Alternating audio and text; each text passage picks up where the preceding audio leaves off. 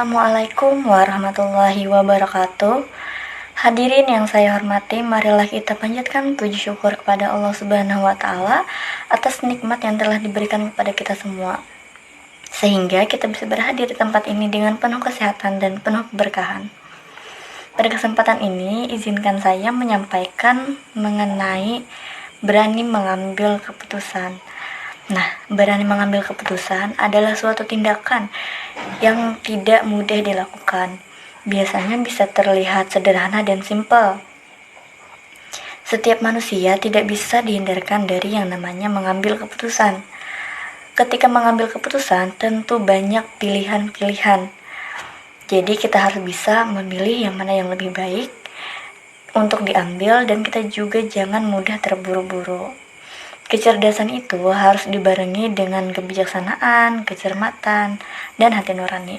Hal ini karena ketika kita mengambil keputusan dengan cara terburu-buru, maka akan mengakibatkan kekeliruan dan juga akan menimbulkan malapetaka. Artinya kita harus berhati-hati dalam mengambil keputusan dan juga jangan mudah tergesa-gesa. Kita harus mempertimbangkan baik dan buruknya.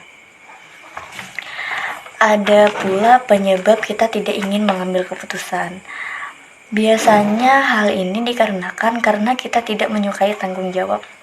Hal ini disebabkan bisa karena kita dari kecil terlalu dimanjakan, sehingga kita tidak pernah memikul tanggung jawab. Dan juga bisa dikarenakan karena takut dengan akibat buruknya. Ada seorang anak yang dimanjakan sejak kecil, sehingga dia tidak pernah diserahkan tanggung jawab. Ketika berhadapan dengan keputusan, yang terbayang hanyalah rasa tanggung jawab, sehingga ia ingin melarikan diri dari yang namanya mengambil keputusan. Ada pula orang yang takut mengambil keputusan karena takut dengan akibatnya.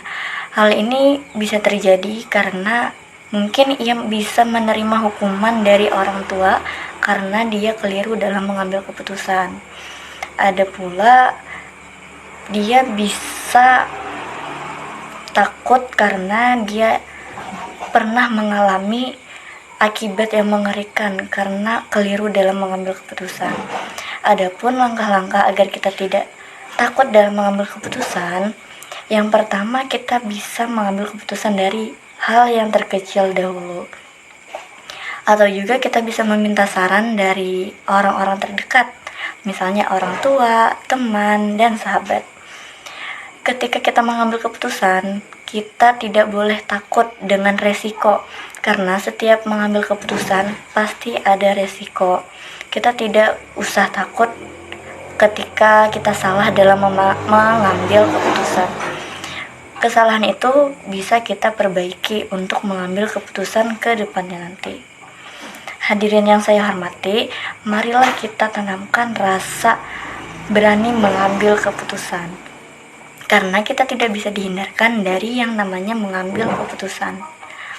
Sekian penyampaian dari saya, mohon maaf apabila ada kesalahan. Wassalamualaikum warahmatullahi wabarakatuh.